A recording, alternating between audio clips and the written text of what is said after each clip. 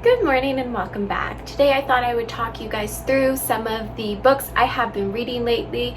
I took a little bit of time off because I had a lot going on my personal life, but I am back now and I thought I would talk you through my June-July reading. Quite a lot of reading done this month, but last month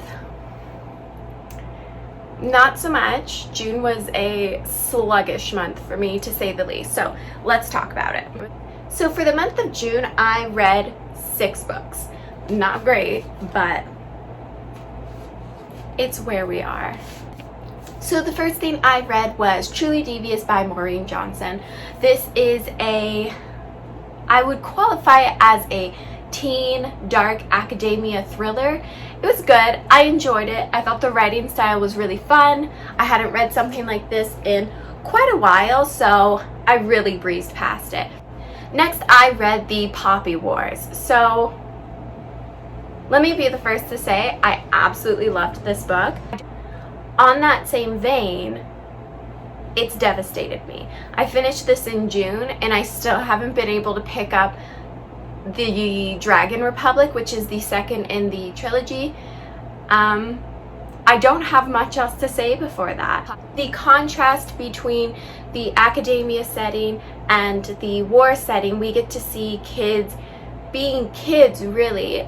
We get to see hierarchies and bullying and class pets and anything you would assume would be in a academia setting. And then there's a large contrast and shift as these kids are thrown into a war environment, and it just makes it all the more heart-wrenching, to be honest. So if you have the ability to push past that, then I would absolutely suggest this. It is very gory, it is very graphic, but it is fantastic. Next, I have Ella Enchanted by Gail Carson Levine. This was just a reread. I saw it at my work and I just remembered how much I used to love Ella Enchanted, so I thought I would give it a reread, and I did really enjoy it. I read it in an afternoon. I waited for a rainy afternoon and gave it a reread, and it was so cute. I really liked it. Next we have There Is a Fire That Never Goes Out by Noel Stevenson.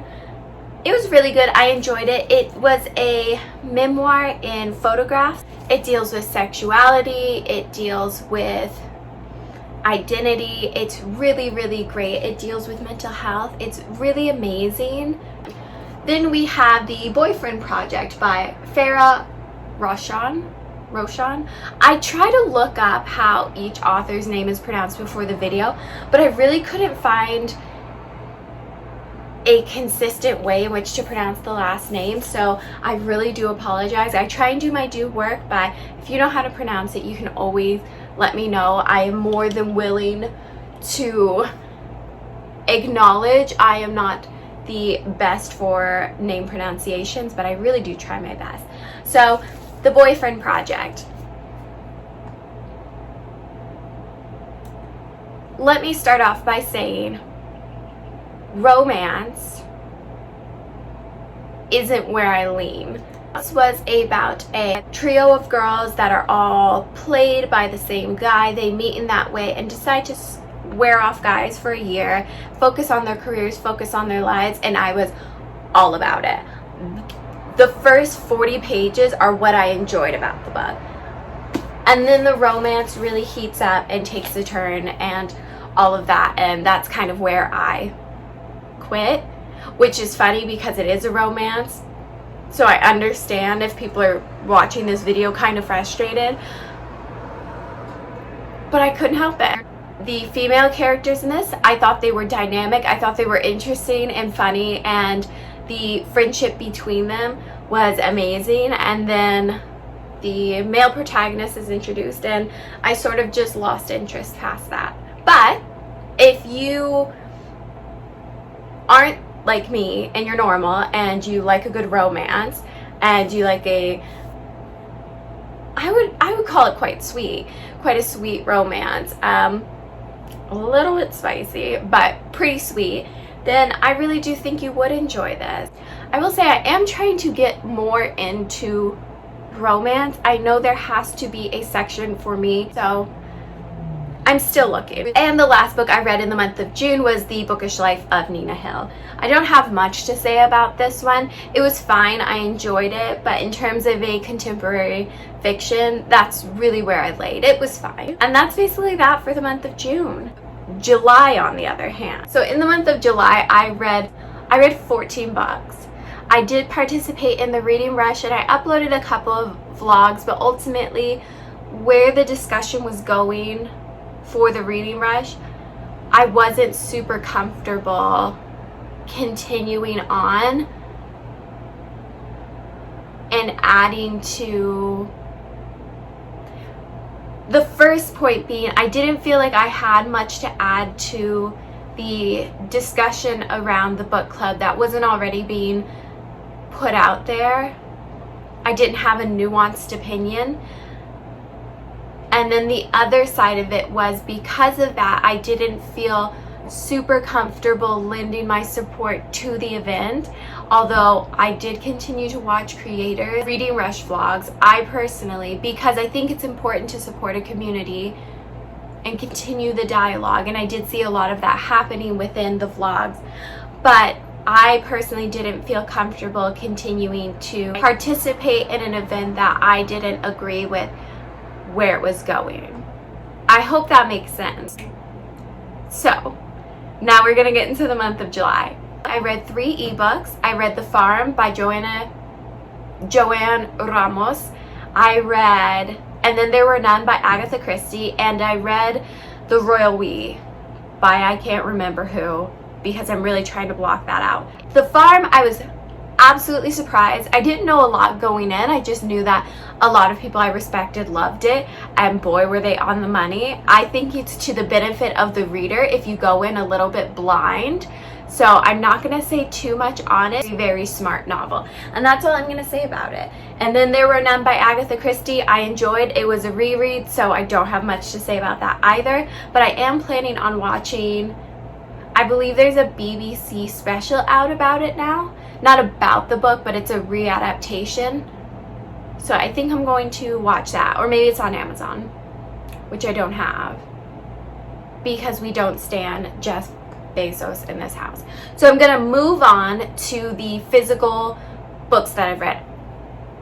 I just remembered in the month of June I read The Bad Cop as well, but I lent it to a friend, so it wasn't in my pile. It's fantastic. It's about racial prejudice within the RCMP, especially in Halifax. Fantastic. First, I read Sometimes I Lie by Alice Feeney. This was a thriller. A woman wakes up in a coma. That sounds weird. A woman is in a coma, but she is still sentient. 1, I am a coma. 1, I am in a coma. 2, my husband doesn't love me anymore. 3, Sometimes I Lie. Then I read The Burning. So I can't talk about this that much because it devastated me when I read it. You're going to see in the month of August, I've really just been reading fluffy books and books that dealt with a lot lighter topics, because I read this and the next book I'm going to talk about, and it really devastated me. I didn't see the end coming for some reason, even though I was forewarned by my friend that the end is a very hard pill to swallow. It's important. It was amazing, but it was gut-wrenching. Give it a read. I mean, I don't think I'm selling it the best, but it really is fantastic, and it's really important, and it's moved me in such a way, but I still ache. Next, I have A Good Wife by Samra Zafar. This is about a woman from Pakistan who is 16. She dreams of going to university, all of that lovely stuff, and she marries a man within her culture that lives in Canada, and she is very excited to pursue her academic career and move to a country where it is a little more accepted. So she marries this man, even against her own wanting, really, but she does marry him, and things take a turn for the worse. And this is a story about a woman's pursuit of finding freedom, and it was incredible. So between this and a burning. I read both of those towards the end of the month. I just had to stop. I just had to take a break. When you read consistently so many important but heavy, heavy, heavy stories, it starts to weigh on you.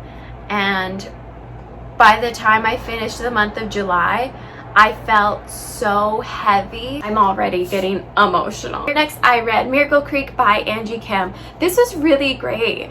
I was so surprised that most of this book takes place through two lawyers, the defense lawyer and the prosecuting lawyers, arguing their sides.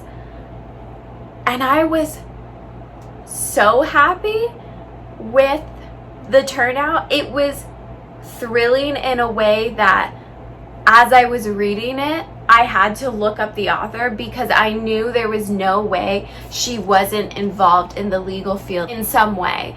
She was so smart about one point being presented by the prosecutor, and then the defense lawyer would argue that with the same information, the oppositional point, and it had me convinced both ways. And it was fantastic. So I looked up Angie Kim, a little bit about her, and of course she is a successful trial lawyer, which did not surprise me at all, because boy did she really shine in this book. And I love when writers come from a different career background and they integrate their former career or current career with their writing. It takes their writing to such a level that immediately I understood she didn't research trial lawyers. She had to have been in some aspect trials, because it was so convincing and so good, and she knew exactly what she was talking about. It was amazing. It was so good. Now, I will say the twist, I did guess it about 50 pages in, so I wouldn't say it's the best courtroom thriller, but I would say it was a great courtroom fiction. It was thrilling in the way that I was so excited to see the two parties argue their sides, but the thriller aspect of the whodunit of it all, I did guess pretty early on because of one detail, like one very small sentence that was put in.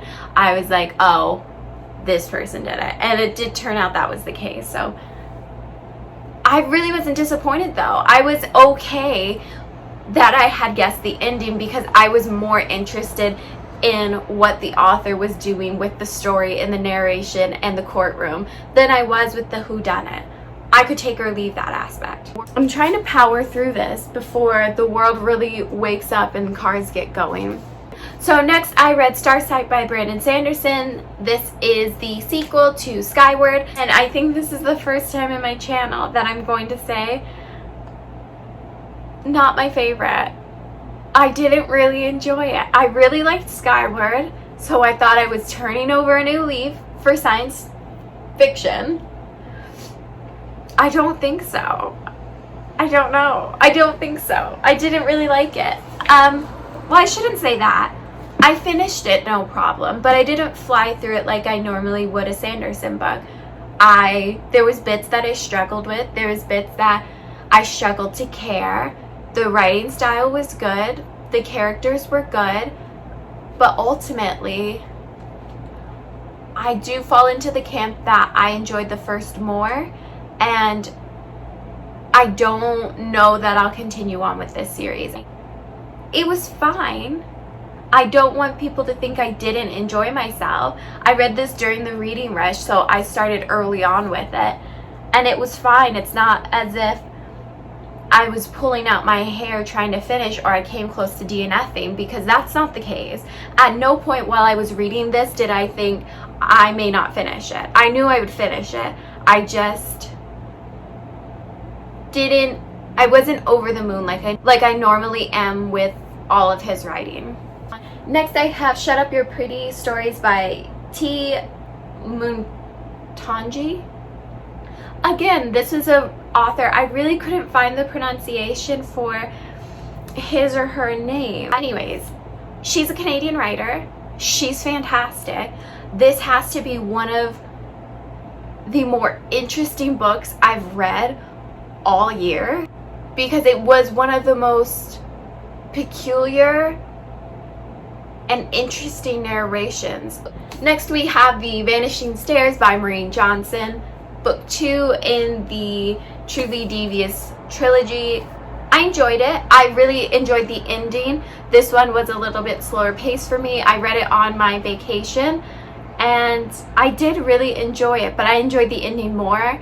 I felt like this was, or will be, because I haven't read the third one, this will be the slump between the two books. I thought the first one was a high. This one came down just a little bit, but it was great for building tension, and it ended on an upswing for the third and final novel, which is all I really care about. If it ends well, it will get a shining review for me because I think it did what it's supposed to do. My pile down there is getting very daunting. So next we have The Poet X by Elizabeth Acevedo. I really liked this. I read this for the reading rush as well, and it's a reread. I find this is my technically second, technically third reread. I heard it once on an audiobook. I read it physically. It's so good. If you haven't read it, I know everyone already talks about it, but it's so good. It's written in a beautiful prose. It's so interesting. I love her so much. I believe I have her entire collection here, but this is the first and only book I've read by Elizabeth Acevedo, but I do have her 2 preceding books. Clap When You Land has been calling my name for a while, but I do really want to read Fire on High as well. I love her. I love her. I love her. She's Dominican like I am. She's a beautiful writer and a beautiful person, and you can't convince me otherwise. Next I have Mouse 1 by Art Spielman. This is a retelling of his father's story, reimagined as cat and mouse during World War II. It's fantastic. Now, I'm the first to say I'm not the most well-read with graphic novels. I couldn't tell you about an art style. I couldn't tell you about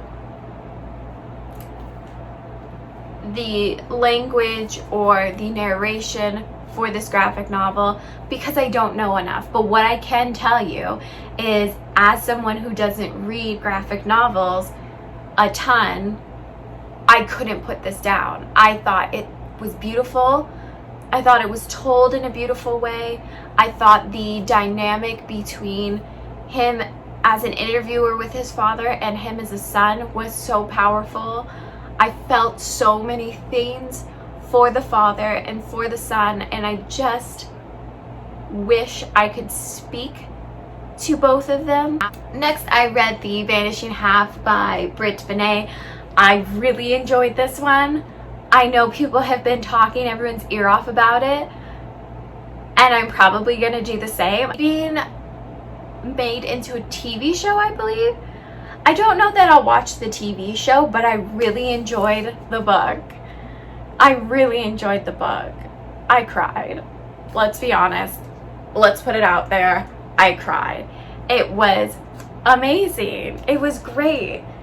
The dynamic between the twin sisters, even as they were separated, how important they still were to each other, how big of a role they still played in each other's lives, even though they went through this long separation,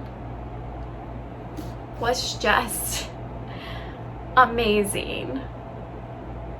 And the town that they're from, that one of them returns to, is fascinating.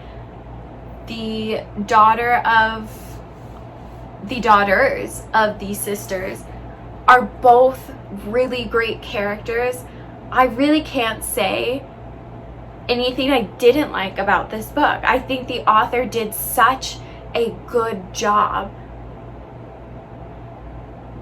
of capturing complicated family dynamics, grudges, needing to move past, an identity that you're saddled with with the family, when you're with your family, you feel like you almost have to play a character of who you were before, when they knew you and when you lived in your family home. And they do a really great job of the heaviness that can bring to you when you're trying to grow and move past, or where your view of yourself conflicts with your family's view of yourself, and what that can drive people to do. It was just so good. It was just so good. Oh, I can't say it enough. It was so good. And then lastly, I have Oathbreeder by Brandon Sanderson. I finished the last half of this month after the roller coaster of emotions. I just wanted to end on a high note, and I did end on a high note. I love this book. I loved it. I cannot wait for Rhythm of War. It's so far away, even though I know it's so close, and there's books that I'm anticipating to read before it. It's not like I'm going to just be twiddling my thumbs until it comes out, but I will metaphorically be twiddling my thumbs until it comes out. I really will. I love all of the characters in this. Sanderson did such a good job of creating dynamic characters that you really, really do invest in. And there was some heartbreak in this. There was some important losses, important deaths that even as I was reading, I had to stop and just think about life, because I couldn't believe it had happened. But it was so good. And the ending,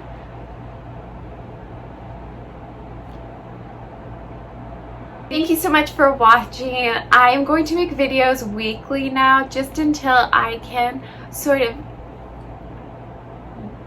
redirect my train of thought. I'm still really enjoying coming on here, speaking about books, but I do have a lot going on in my personal life right now. So just for this small amount of time, I'll probably just do weekly videos. I hope you enjoyed all of my reading for the last little bit. And oh, they all fell over.